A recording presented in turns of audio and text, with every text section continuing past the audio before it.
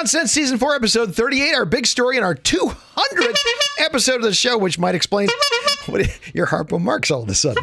Are you not going to talk the whole episode because you got that stupid thing? I have a horn. I'm going to just use the horn. I feel like for our 200th episode, I should get a horn. Sorry, I was hiding under the desk. I know you wonder where my hands were underneath the table, but no, I had a hunch why your hands were under the table. I wasn't thinking it was because of a horn. Yeah, fair enough. All right, I'm gonna just go ahead and show myself out now. Happy 200th anniversary. 200 shows. Who said we young kids wouldn't make it? Everybody else that listened to the show early on. The over/under was on 4. I think the over/under was around 4, maybe 4.5 if they were feeling gracious. Did I mention I'm Jeff Parker? I'm the other guy. I'm CJ Little. No one in my life took the over on the 10-year anniversary that I just celebrated with my wife. Congratulations! I can't imagine anyone took the over on our show lasting more than those 4 unique episodes. But here we are. We had about 4 episodes worth of things to say. We've just stretched it out across 200 episodes. What are we doing today? This time we are looking at when empty pockets become a crime. Up next. Just empty pockets? What? I thought all pockets were going to become a crime. Why would all pockets become a crime? It's empty pockets because you're broke, you're poor. Oh, you just want to say, I get it. You want to think all pockets should just be illegal. Well, yeah. Imagine there's no pockets. It's easy if you try. Okay, John. Here's the problem. If you think about it, yes. Pockets are only good for concealing things. Yes. What are you trying to hide? All wars have begun because of pockets. The first guy that made the pants, like, look at this. I took that loincloth and I made individual legs, they're pants. And then that person's assistant was like, you know what they need? They need a little place to put your stuff. Well, yeah. And that was the origin of the pocket. Well, sure. You've solved it with that little dramatization. I can't wait for PBS to call and have me do that on the air. Tell us a story about the pockets again, old timer. Ken Burns is going to call you soon. Ken Burns. Okay, guilty of being poor. Let's go. I hear you're the pocket guy. Well, I don't like to brag.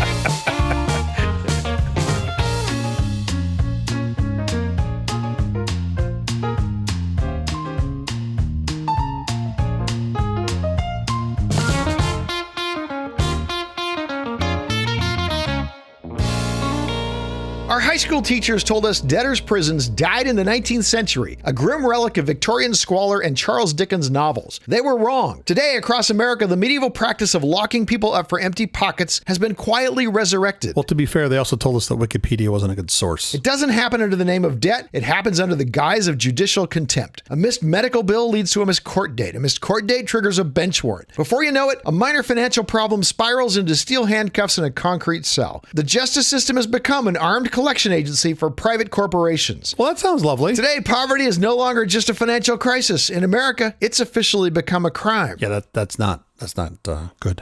I'm no expert on good, but that feels not. Long before debt were numbers like on a ledger, yeah. The actual words in many ancient languages for debt were the same words as sin and guilt. Oh, wow. Exactly the same words. It sounds like a meaty topic. Yes. And if I have learned anything from you, yes, it's that this is the part of the show where I should probably propose some chunks to this story. We got to break it up so it can make some organizational sense. And I'm going to take a flyer here and guess we should do it in 4 chunks. How does that sound? Okay. And what do you got? What are your chunks? Well, I feel like the first one, just because you already mentioned it, we got to talk about the historical debtors' prison. That's a fascinating story. It is fascinating. Crazy. It's amazing that ever existed. Absolutely. But I think what is interesting is there are names that people know, famous folks that people know that were in debtors' prisons, yet they probably don't know. So that's your second chunk. What's the third chunk? The third chunk, yes, I think would be like sort of what the modern day equivalent of debtors' prisons are. Okay. Because I feel like that you already alluded to this, but that is a thing. And they're sort of our modern day equivalents. Yes, absolutely. Yeah. Once you sort of spell it out, I think it looks pretty clear. Yeah. And then maybe trying to end on a happier note, which I suspect we'll fail to do, other systems that are perhaps working better than the debtor prisons of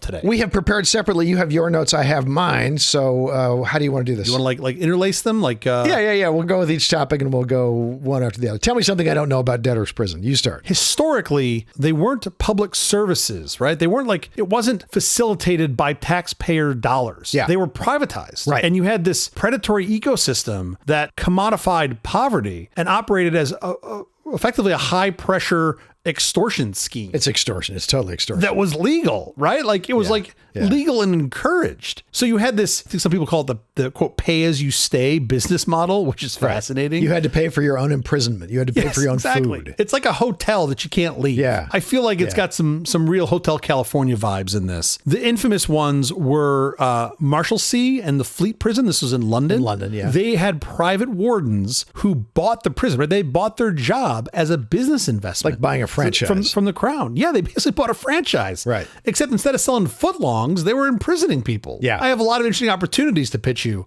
One of them shouldn't be buying debtors' prisons. Sure. And these folks made immense fortunes by aggressively gouging the inmates for just for basic necessities. They were charged entry fees, turnkey fees, right? It's like to actually like unlock a gate. Sure. Walk through it. Like, wait. Oh, that's expensive. Yeah. I didn't design the prison. Like what? Like what are we doing? And of course, daily rent, because you got to pay the rent for the place you're not allowed to leave. That makes perfect sense. Sure. And then this is where it gets great. If a prisoner couldn't pay, they would just take away like their basic necessities, like their bedding, their clothes, any other privileges, and they'd throw them into the freezing, disease-ridden, starvation-prone, quote, common side of the prison. Yeah, there were multiple sides to the prison. If you had a little bit of money, you could be in a nicer part of the prison. Yeah, but like the worst part of all of this is many of them weren't locked up for like massive merchant fraud or business failures. In both England and early America, individuals were routinely thrown into prison for minor debts amounting to less than a single shilling in some cases. Essentially, the cost of just a few like loaves of bread. Yeah. Well, I've said for years, the cost of bread is out of control. But good bread. Let me throw in one of mine here, which is the luxury side of the prisons. Not the common side. Right. Okay. The wealthy debtors who had liquid cash, but they couldn't completely clear their debts, could buy what they call the rules or the liberties, which was a 3 square mile geographic boundary outside the prison walls where inmates could rent normal apartments, they could visit taverns, they could live comfortably as long as they never crossed the outer boundary line. And frequently they were accompanied by a security guard who they were paying for to go and have that kind of liberty. Effectively, it was like house arrest sort of thing. Yeah. But you lived in this weird DMZ land. Because you had a little bit of money, but not enough to pay back whatever your debts were. Sure. It was the halfway house of the debtor prison. What's your next one? I wouldn't call that odd. That just sounds like privilege right there. Yeah. But then you like anything. Yeah. You have a bit of oddity where, especially during this time, you would like entire families would move into prison cells with the debtor to avoid homelessness because typically the male was the only one who's even allowed to work. Right. Women can't sign for a lease. Women can't sign for... So the prisons became crowded. They effectively looked like these self-contained mini cities. Like within the prison, you would have a coffee house, you'd have a tailor, you'd have a butcher, you'd have pubs in the prison. Like you basically would have this whole secondary city system inside the prison, which is just bonkers to me. There were literally generations behind bars because the husband's imprisonment left the family entirely homeless and destitute. The wives, the children, they frequently had to move into the prison cell with the debtor. In 18th century England, this practice was so widespread that thousands of children lived their daily lives entirely inside prison walls, navigating a crowded world of internal taverns and tailors and coffee houses. The only other safety net for an impoverished family was the parish workhouse. Workhouses were intentionally designed to be miserable and as dehumanizing as possible to deter people from seeking aid. Crucially, workhouses strictly segregated families, husbands, wives, children, separated, so they were and forbidden from interacting. In contrast, in debtors' prisons, the family was allowed to stay together. So you're saying in these parish workhouses, they segregated the husbands from the children? Yeah, and the wives. Oh, that's interesting. Everybody was separated. Do those still exist? Do you want to move there? I'm asking for a friend. Do you have anything else on... So you have all these services, like things that in modern times you wouldn't expect to be in a prison, right? The taverns, the coffee houses, these all get deployed inside the prison. What's nuts, the London's Fleet Prison became infamous for what they called, quote, fleet marriages. Oh, yeah. You had imprisoned clergymen that they were hungry for cash to pay for their own prison rent. They'd perform quick clandestine weddings without a license or parental consent for a cheap fee. Yeah, illegal weddings. Yeah, the trade became so massive that at one point more weddings happened inside the walls of the Fleet Prison than in all of London's parish churches combined. You didn't have to get parental consent either. Imagine if you had Instagram then, right? And it's like, oh, where'd you get married? And you're like, oh, we got married in cell 12B. Like, oh, it's amazing. Oh, but our pictures are just beautiful. Yeah, Jimmy looks great in the stripes. They're very slender. Those vertical stripes. The front of the common side of the prison had the begging grates. Basically, people took turns begging people on the public streets. They'd have a tin can on strings and yell to passing citizens, "Pray remember the poor debtors," relying entirely on public charity to avoid starvation. Also literally true, right? The poor debtors, like literally true. Yeah. In this, like what I can only call a macabre twist of legal overreach, if a debtor died while incarcerated, the creditor could legally seize the dead body. Oh, wow. And then they could refuse to release the corpse for a proper burial. So they'd hold it hostage until the deceased's grieving family scrambled to pay off the outstanding debt. I'm just like, yeah, hold on to Uncle Pete for a while. Let's see how he smells in a week and a half. You don't have refrigeration. Could they sell the kidneys for like kidney transplants? Yes. Kidney transplants in the 18th century were very popular. Very popular. They got a good source of kidneys. Let us move on.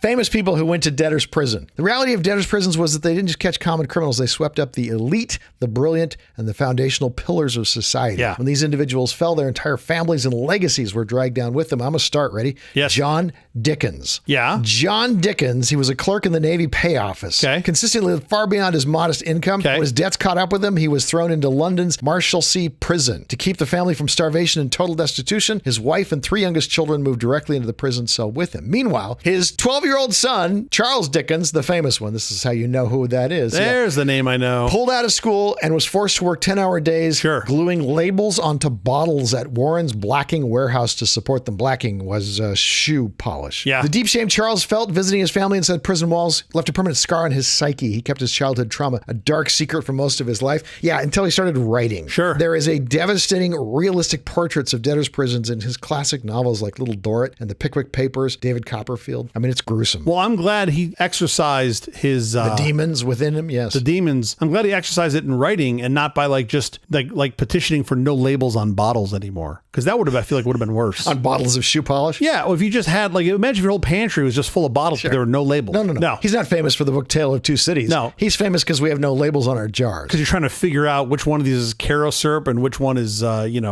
pancake syrup. Dickens did that. Your move, sir. Charles Dickens, I think, is the one most folks will probably know. Yeah. I want to go a little deeper, a little farther back. Okay. Robert Morris. Morse code? 1798. Yes, the inventor of Morse code. He was the financial savior of America, basically, right? He was arguably the second most powerful man in America during the Revolution, which is kind of mind-boggling. Paid for the American Revolution. He paid for the American Revolution. This is the guy who was the financier of the His name, he signed the Declaration of Independence that secured the loans and the ships and the food that kept Washington's army alive at the time. So this guy was not a nobody, right? He was definitely in the upper echelon. And this guy went to debtor's prison. That's what you're saying. And he went to debtor's prison because after the war, he bet his immense fortune on land speculation. He purchased over 6 million acres across the newly expanding United States. You think if you buy that much property, that would be like a no-lose. Well, yeah. As it turns out, when a massive global financial panic hit, his entire empire collapsed and he was left in over $3 million in debt. This is the man who personally bankrolled the birth of a nation, and he was now locked away in Philadelphia's squalid Prune Street jail for 3.5 years. Wow. Now get this. This is the part of the story that I enjoyed the most. Okay. Good old George, as in George Washington, visited him. Oh, that's nice. So George Washington, devastated by his close friend's ruin, didn't bother to pay for his friend's debts. Exactly. $3 million. He came to visit him inside his prison to pay his respect, but didn't bring any change. I gotta believe Morris was like, "Hey, buddy, you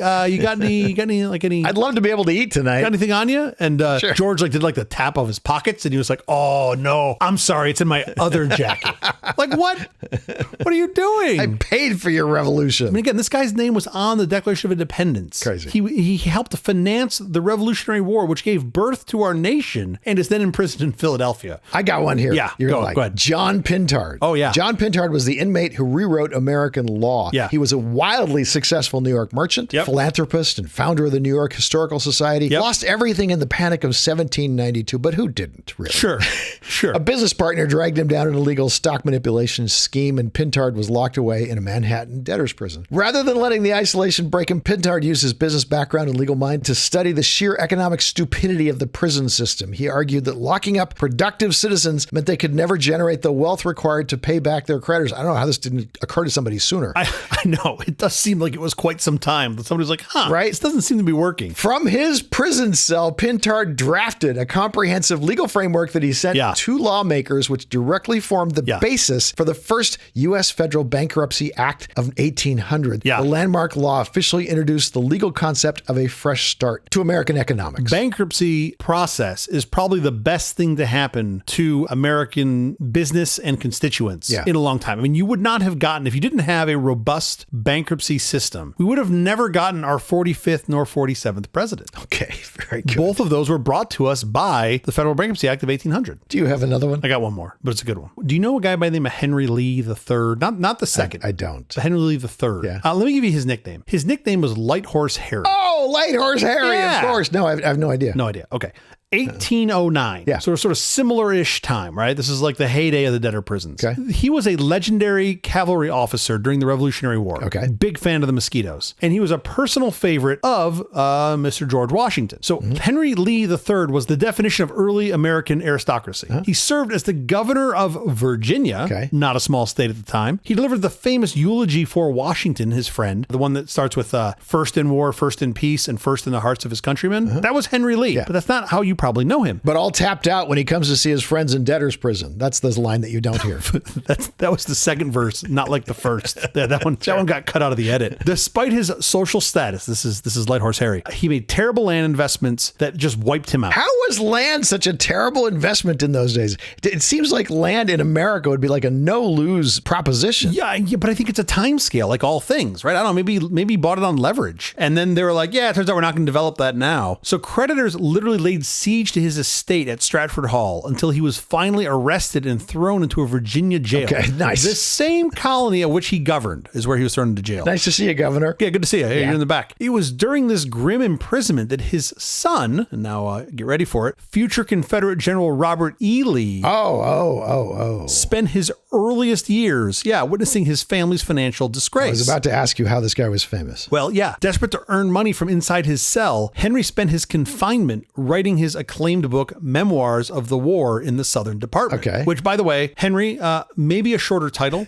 That one's a little big. Spent a little extra money printing that title. I had never heard of this book. I did look it up. Yeah. As it turns out, it was not very popular, mainly because he took a very anti-Jefferson view. So it wasn't very popular in the colony of Virginia. His son, Robert E. Lee, when he was old after his dad died, he rewrote the book. He actually put like a little biography on the front of it and rewrote the book, which is the more popular version of this book. The collector's version. This is a guy who was a Revolutionary War hero and the father of General Robert E. Lee. He was thrown into debtor's prison. And by the way, did not make enough money from his book to get out of debtor's prison. 2 volumes of just dried stories of the war. And how Washington would never pick up a bill. His arms got very short. When the tab would come for the beer, all of a sudden he couldn't find his pockets. Yeah. It's totally untrue, but the portrait we're painting of Washington was as a skinflint. 100%. He turns into Napoleon. He can't find any. I'm sorry, my wallet's in my other army jacket. Before we move on to the next one, which is modern day debtor's prison, I want to say the colony of Georgia in 1732. British member of parliament, James Oglethorpe, horrified by the brutal conditions of London's debtor's prison, secured a charter to found the colony of Georgia. Great. Oglethorpe envisioned this territory as a utopian refuge for England's worthy poor, giving bankrupt citizens a genuine chance to rebuild their lives. Yeah, and peaches. Lots and lots of peaches. To ensure a fresh start, built entirely on honest, hard work, the colony provided free land allotments to incoming settlers and strictly banned both human slavery and hard liquor. Now, it wasn't long before they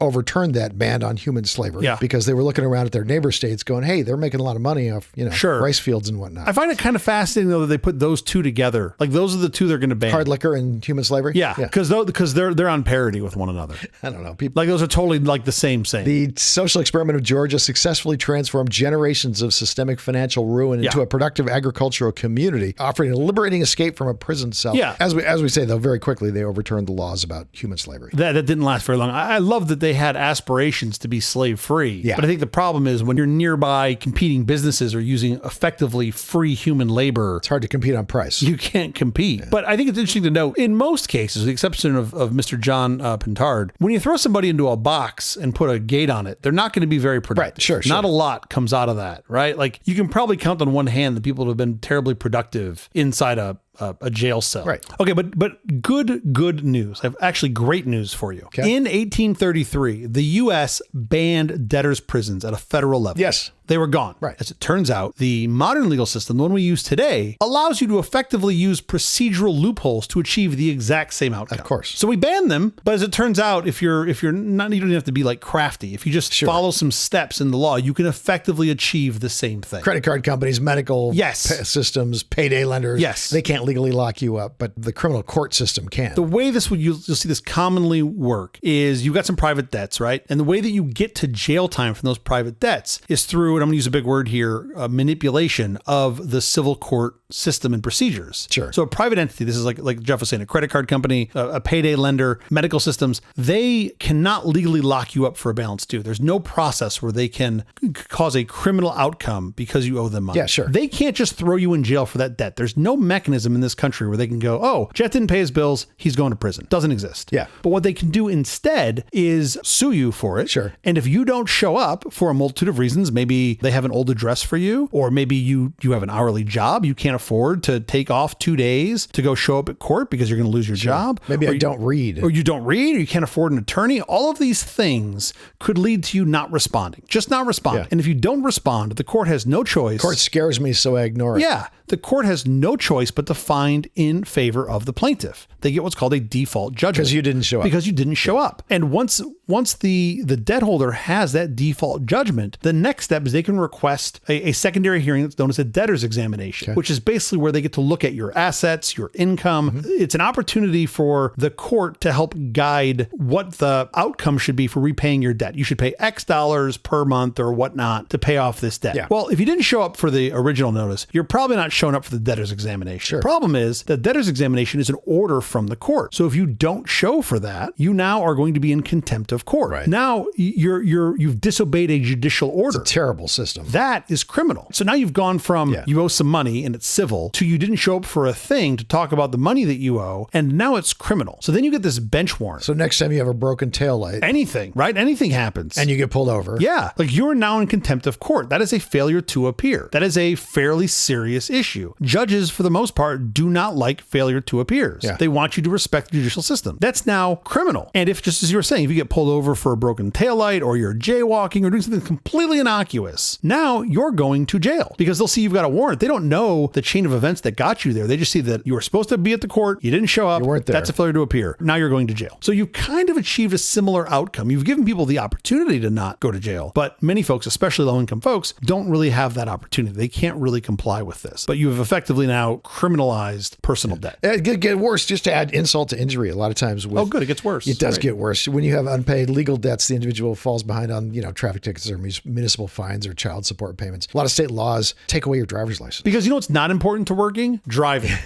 Car. No problem. And a lot of parts in this country, you can't really get around if you don't have a car. Totally. There's not good public transportation that you can use. Not every place is like a big city with a big metro system. So now you can't earn money. What happens more often than not is people just start driving illegally. They start driving without a license. And now you have a civil infraction that is now a criminal misdemeanor You charge. just criminalized it. The Yep. next time they're pulled over by the police and not handed a ticket, a financial ticket, they're actually arrested on the spot for a criminal offense. Yeah. And now this adds entirely new criminal charges to their record. Yeah. And their vehicle gets towed and they get impound fees that they can't afford. And that an immediate jail time. This is the spiral. Yeah. More of the spiral. Oh, yeah. By the time they strip away the very tool required to earn an income, the legal system guarantees the debtor's financial failure, locking them into a self-perpetuating cycle of arrest, incarceration, and escalating debt. Yeah. It's a great system. That sounds like it's working. Other countries must do this better. Someone out there must be doing this better. There are many developed international nations that have their legal architecture structured in a way that eliminates this poverty to jail pipeline. Okay. I think one of the best solutions to this problem is what the Germans and some of the Scandinavian countries have done. And they call it the day fine system. Are you familiar with this? No. This sort of day fine. The basic philosophy is trying to establish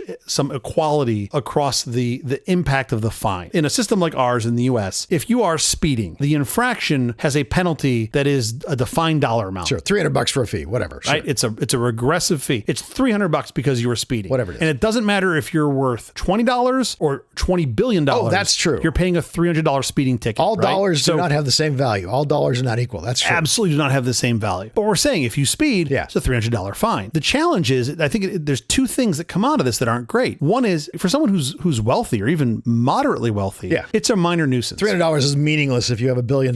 You can think of it as a toll. Like I paid a toll. Right. I was driving in the HOV lane and I shouldn't. They fined me $400. I paid a toll to go a little bit faster. But if you're a low-income worker, that could trigger a catastrophic spiral. That's your food. Yes. That's your rent. That's important money. That money matters. And to now you default on a payment, license suspension, everything you said earlier, right? And leading to jail time. So the day fines eliminate this inequality by shifting the penalty from a fixed dollar amount to something that's on a variable scale. And they use a very simple mathematical formula for this. Explain the day thing to me. Yeah. So the severity of the crime is measured in days. Okay. That's how it's effectively days of your net income, your daily net income. They then measure your daily net income and multiply the two. Oh, that's fascinating. So now it scales. It's really fascinating. So let's just say hypothetically that for a specific crime, the court says, this is a minor crime. This is a minor speeding. You were 3 miles over the limit. This is a 10-day fine. 10 days of your income, whatever your income is. 10 days of your income, yes. Whereas if something's maybe more severe, you were shoplifting, that's going to be a 50-day fine. 50 days of your income. Again, this isn't like days in prison or anything. Yeah, sure. It's days of your income. They then take the calculated value of a single day. Different geographies or different jurisdictions do this differently, but typically they're looking for what's your net income on those days after some floor of expenses, some basic amount of income you need to survive. And whatever those numbers are, they multiply. So now the fee will be different for someone of low income versus someone of high income for the same infraction. And to me, that makes a ton of sense. Now, it requires a bunch of stuff that we don't currently have in place, especially in this country. Like you need the cops, the police officers writing these tickets. They calculate the fine in some of these jurisdictions. So they have roadside access to your income to pull up an offender's localized tax returns, right? Which has its own set of challenges. Sure. I mean, I can imagine a system, this is who you are, right? I've proven who you are through your ID or whatever. And a peace officer could say, he doesn't have to say it. He can pull it up on his little handheld computer. Yeah, no, that's what I mean. A system would tell them, it's $120 or it's $1,800 or it's $5,000 a day. And then they already know the infraction is a 10-day infraction. They do the math. Yeah. So for some people, that might be a $86 fine. For some people, that might be a $20,000 fine. That makes sense. Oh my word. You could have $1 million speeding ticket. Oh, that's happened.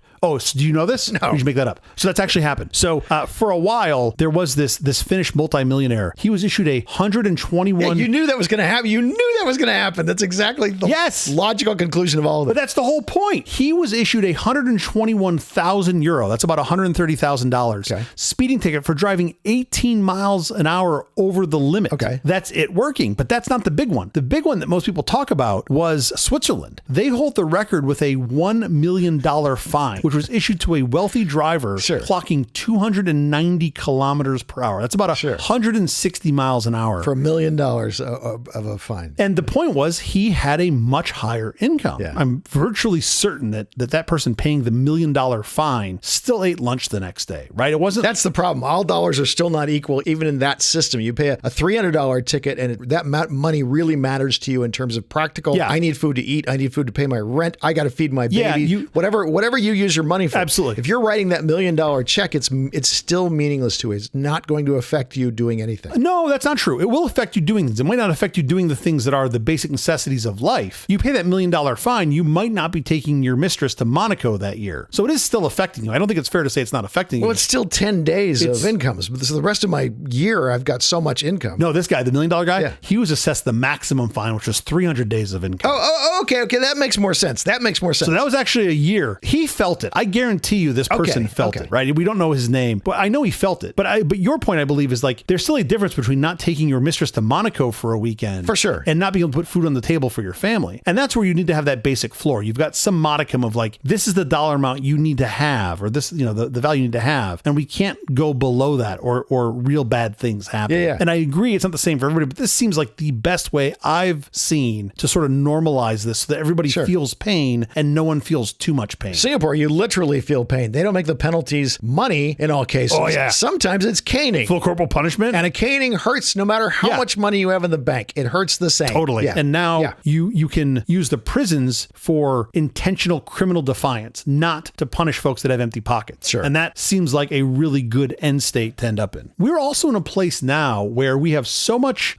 concentration of transactions. I think it'd be interesting to pursue garnishing the buy side as well. Like folks can hide their income when they spend their money. There's no sense in having a bunch of money if you can't spend it. I would love to also tackle their spending habits. So now when you're going and having a $50 sandwich at the Ivy, you're also paying a 20% fee on top of that to pay off your debt to the state or to whomever. That is kind of an interesting idea and achievable now. You have such concentration of payment processing that could really be a thing. I think I've been put down because I eat at the Ivy on occasion. Well, I like the Ivy. I'm not opposed to the Ivy. Well, wherever you go, you could be Chick-fil-A. I don't care. I mean, I think the people at the Ivy are kind. All right, so we've solved this problem then. It's been a long time since I've been to the actual Ivy. I go to the Ivy at the shore more often. We're good. Okay, by more often, I mean like once every 3 years. Like they don't know me there. Not like Mr. Little, here's your table. Yeah. It's not how it works. Usually I walk in, they're like, grease traps in the back. I think I'm there to clean it. You got to clear it out. No, I'm here for lunch. They're like, really? I'm like, oh, had us fooled. Well, you can have lunch if you clear the grease trap in the back first. Yeah, exactly. It's pay to play, buddy. I have an American Express. Can I just buy the... Nope. All right, we have to get out of here, but quickly before we do, have you seen or read anything good this last week? No, not this last week, but this is an episode about debtors' prisons. Yes. And I feel that I have to highlight the best prison movie of all time. Okay. All time. Sure. Which is 1994's Shawshank Redemption. Oh, yeah. This film is fantastic. And Sure. I think most folks celebrate it as, a classic story about hope. It was the wrong crime, and he was able to get out of jail. And I'm saying, let's look at it through the lens of this week's episode. Okay. And if you do that movie is a masterclass in aggressive tax shelter engineering and corporate embezzlement under extreme duress. Like, that's really what that film is, thinking about it through this lens. That's how he gets the warden, yeah. Spoiler alert. And for those of you who haven't seen the film in the past 32 years, I doubt you're going to see it in the next 32 years. So I'm going to give away the plot here a little bit. When former banker Andy Dufresne is wrongfully imprisoned, the corrupt warden Norton decides to collect on Andy's debt to society by forcing him to run a massive, highly illegal money laundering operation. Yeah, sure. Now, it perfectly highlights the absurd lengths to which people will go to exploit human labor for financial gain. Andy, being the smart banker that he is, uses the loophole of institutionalized slave labor to build a financial empire for the warden, only to pull off the ultimate hostile corporate restructuring by escaping through a sewer pipe and draining the warden's bank account. Sure. It is spectacular. It's the ultimate feel-good movie about auditing your captors into oblivion. That's not a big genre. No, it's not. It's a very small genre. Now, not to mention my children typically bring home shoes full of sand every day from the sandbox of their school. Yeah. And I presume they are pulling an Andy Dufresne and smuggling out the sand like the little bits of the wall that Andy chewed through with his rock pick. That's what I've always assumed they're doing. They have a little wall with a poster on it they sit next to, and they're just cutting their way through it, breaking their way out. Last year, I started keeping all the sand they bring home just to track how much of it. That bucket is half full. Well, for you, it's half full. For the other people, it's half empty. Yeah, for me, it's half full. For them, it's half empty. Yeah. And I always say, whenever they do this, I say this just out loud to no one in particular, because no one in my house laughs. I always say in my best Morgan Freeman voice, I mean, seriously, how often do you look at another boy's shoes? Anyway, that's fantastic film. And I'm sorry to give it away for everybody. So good. But fantastic film. How about you? In the gritty 2022 thriller Emily the Criminal, Emily, played by Aubrey Plaza, is a young artist drowning in $70,000 of student loan debt. Barred from professional careers due to a minor criminal record, she's trapped in dead-end gig jobs. Desperate for cash, she takes a shady job as a dummy shopper for a black market credit card fraud ring. Seduced by the quick money and the thrill of the scam, Emily quickly climbs the criminal ladder. As the stakes escalate into violence and betrayal, she discovers a ruthless instinct for survival. Aubrey Plaza delivers a ferocious performance in this razor-tense indictment of the modern debt trap, where systemic economic desperation turns an ordinary citizen into a cold-blooded criminal. It is a terrific thriller. Emily the Criminal, available on all major streamers and Tubi TV for free with ads now. Oh, you know what? I'm glad you mentioned that. For those of you that haven't seen Shawshank Redemption, you can see it pretty much any day on TBS at like 6 p.m. You just used to be every other day. They just run that film. TNT, I think it was. Whatever it is. All I know is it's been syndicated more than Friends and The Simpsons combined. Because they owned it. Did they really? Ted Turner is that why? Yeah. And so he got his money's worth. He kept playing it on his that's channel. Really funny. I didn't appreciate that. Great film. I've never even heard of Emily the Criminal, but this sounds gosh, it's fantastic. So good. Okay, I'm going to check that out. Aubrey Plaza is fantastic. You think of her as this great comedic actress. Yeah, sure. No, she's actually really good in this super sharp dramatic role. That's amazing. That is the episode. Thank you for joining us for all this nonsense. Truly terrible podcast from The Awful Company. This is on the web at nonsense.productions. I'm CJ Little. I'm Jeff Parker. If you like this program, please follow, download, subscribe, and like at Apple Podcasts, YouTube Music, Amazon Music, AntennaPod, iHeartRadio, Spotify, my favorite Overcast, or wherever you may get your podcasts from. We forgot to start the music. Nonsense uses rClone Browser Next Generation for data synchronization and archiving. rClone Browser Next Generation is an open source, poorly named, cross-platform utility to manage, sync, and backup files between local storage and over 40 cloud storage providers. You'd be hard-pressed to find a cloud storage provider they don't cover. Let me be clear here. Their coding is way better than their naming. If you don't trust cloud storage, rClone Browser Next Generation features highly secure end-to-end encryption and hash-based data integrity verification, so your data remains strictly yours and yours alone. Make your cloud storage look like attached drives, simple to use, and completely private. rClone Browser Next Generation, you're going to love this one. Link in show notes. Check it out. Man, we are nerds, but 100%. rClone is amazing, and if you want to use online storage providers, especially given the fact that hard drives are 3x the cost they were 8 months ago, I strongly endorse it. It is a fantastic fantastic tool. More importantly, you can put anything on a cloud drive. Yes. You can put anything on the most Yes. insecure cloud drive. Your data is going to be completely secure. Brilliant idea. We'll be here every Tuesday and Thursday mornings for more nonsense. Please join us.